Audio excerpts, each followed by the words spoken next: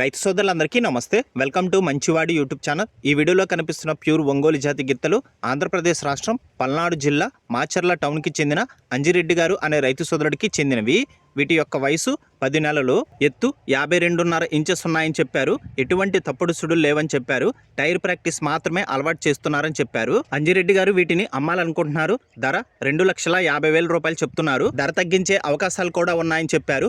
మీలో ఎవరైనా వీటిని కొనుక్కోవాలనుకున్న వారు అంజిరెడ్డి గారి ఫోన్ నంబర్ ఈ వీడియో క్రింద ఇవ్వడం జరిగింది. కాంటాక్ట్ అవ్వండి.